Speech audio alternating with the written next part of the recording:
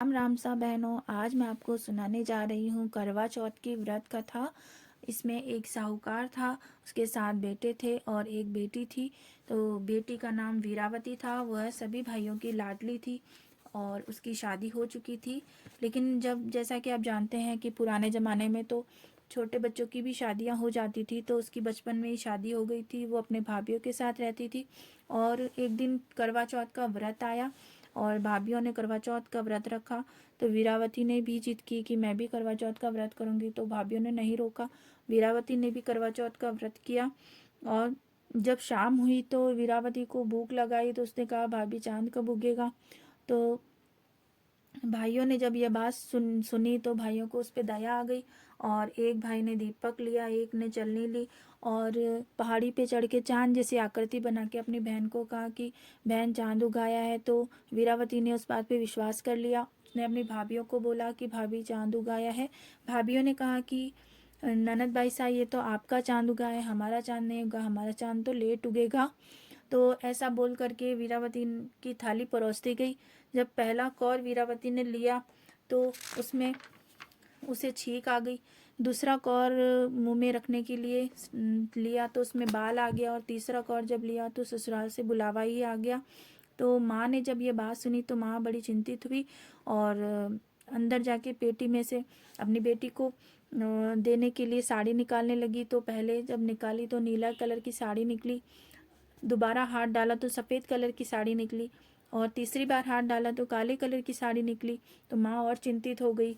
फिर जैसे तैसे माँ ने साड़ी ढूंढ के अपनी बेटी को दी और अपनी बेटी को एक सीख दी कि रास्ते में जो भी मिले उसके आपको पैर छूने हैं और सुहाग का आशीर्वाद मिलने पर ये एक चांदी का सिक्का जो मैं तुम्हें पल्लू में बांध कर दे रही हूँ, तुम उसको दे देना, जो भी तुम्हें सुहाग का आशीर्वाद दे। अब वीरावती ने वैसा ही किया, लेकिन रास्ते में किसी ने भी उसे सुहाग का आशीर्वाद नहीं दिया। जब वह घर पहुंची तो अपनी जेठूती को देखा तो उसने अपनी जेठूती को भी प्रणाम किया। तो जेठूती ने अपने पालने में से ही उसे आशीर्वाद दिया कि 7 पुत्रों की माता होना और सब आपको सदा सुहागिन रहना, ऐसा आशीर्वाद सुन करके वीरावती बहुत खुश हुई। उसने वो जो टका था खोल के अपनी जेठूती को दे दिया। जब वह अंदर गई तो अपने पति की उसने लाश देखी और पति की लाश देखी। मोहल्ले वाले वहाँ पर इकट्ठे हो गए थे और उसके पति को जलाने के लिए तैयारियां कर रहे थे। तो उसने मना कर दिया कि मैं अपने पति को नहीं जलाने दूंगी। तब मोहल्ले वालों ने कहा कि सेठ जी जाने और सेठ जी की बहू जाने। तो वो सब वापस चले गए। फिर वीरावती ने उसे जलाने से मना कर दिया था।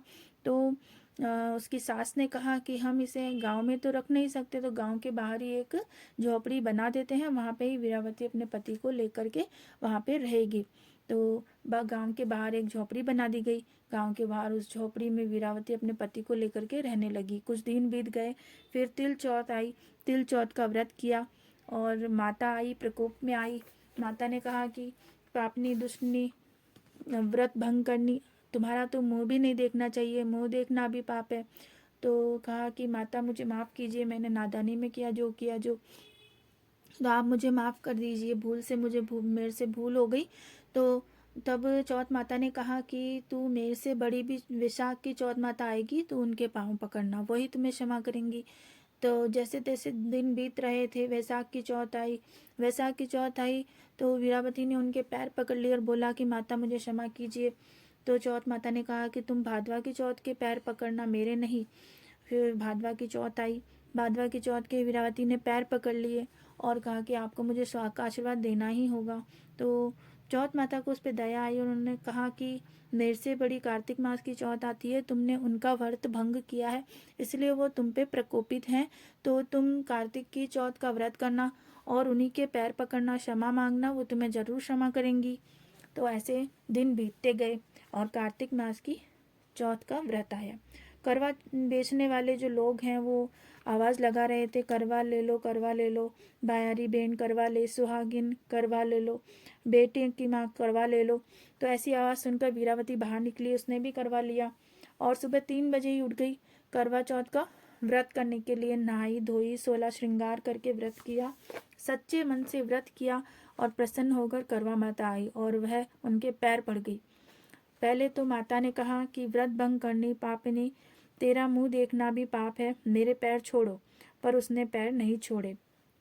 उसने कहा, मुझसे भूल हो गई, मुझे माफ़ करो और मेरे पति को अमर सुहाग दो, मुझे अमर सुहाग दो माता। तो चौथ माता ने आंखों का काजल दिया, मांग का सिंदूर दिया, चिटकी उंगली का छींटा दिया और उसका पति जीवित हो गया। और वह बोला कि मुझे तो नींद बहुत लंबी आई। तो पत्नी ने कहा कि कैसी नींद आई, ऐसी नींद तो किसी भी दुश्मन को भी ना आए। आप तो यहाँ साल भर से लेटे हैं, मैं आपकी सेवा कर रही हूँ और ये तो चौथ माता का आशीर्वाद है जो आपको वापस जीवन दान मिला है। दोनों ही मिलके चौथ माता के पैर छूते हैं और उनसे क्षमा याचना करते हैं और उन्हें चौथ माता क्षमा कर देती है और अमर सुहाग का आशीर्वाद देती है वीरावती को। और तभी से हम चौथ का व्रत करते हैं। दोनों बातें करते रहे, तब ननद आई। ननद भोजन देने के लिए रोज़ ही आती थी, तो उस दिन भी आई और उसने देखा कि भाभी की झोपड़ी से किसी की आवाज़ आ रही थी, तो वह वापस जाती है घर पे, अपनी माँ को बुला कर लाती है।